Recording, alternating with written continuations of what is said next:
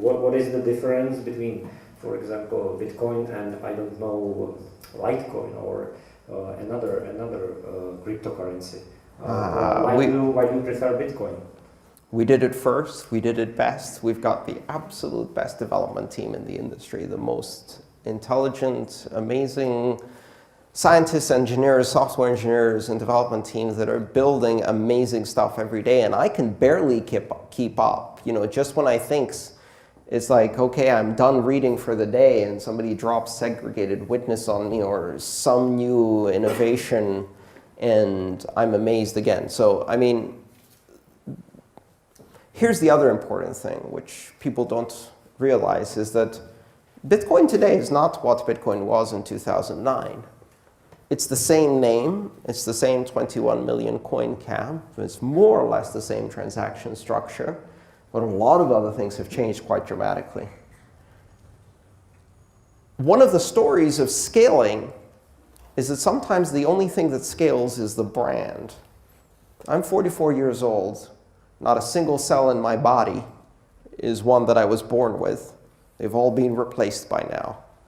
They're all gone. All that remains is the pattern, right? And so when I was in college, they said Ethernet can't scale to 1 megabit, and Ethernet can't scale beyond 5 megabit, and Ethernet can't scale beyond 10 megabit. Ethernet is a networking system, if you're not aware. And I installed Ethernet that was a coaxial cable as thick as my thumb, and it could only go 100 meters, and it could only do 5 meg. And today, all of the local area networks run on Ethernet that can now do 10 gig over fiber. But how much of that is really Ethernet, and how much of that is just the word Ethernet attached to what we made it into? Because it's a different distribution medium, a different architecture. The only things that are really the same are maybe the frame size and the brand.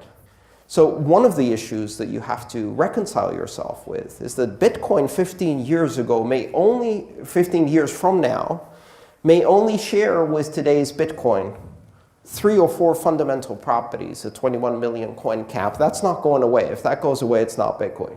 But that, the brand name, and some basic architecture characteristics, everything else may change. Everything else may be completely revised, and we'll just still call it Bitcoin. So I don't believe that we need to worry too much, but altcoins to me are a very important part of the ecosystem. And in fact, the more we have and the more they experiment, the better it is. Something really important happened this year. People fled Bitcoin into Ethereum. And that was awesome. That was awesome. Because all of the previous times when they fled Bitcoin, they left the cryptocurrency economy. And this time, they simply switched lanes. They didn't abandon cryptocurrencies. They left Bitcoin and went into Ethereum to see what the other side is doing. Look at what's going on over there. They're not fighting yet. They're still scaling for now. And look, it's all cozy and nice, and they've got contracts and smart stuff. They also have humans, and human nature always prevails. And so pretty soon, you're going to see some interesting things like the ones we have in Bitcoin happen. Bitcoin was fine. It was scaling fine in 2012. Nobody was arguing then. So the bottom line is that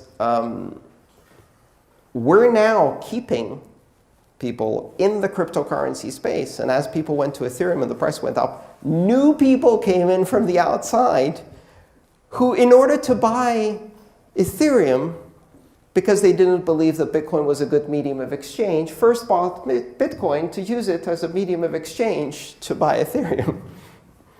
And so we'll see how it goes, but I'm very optimistic.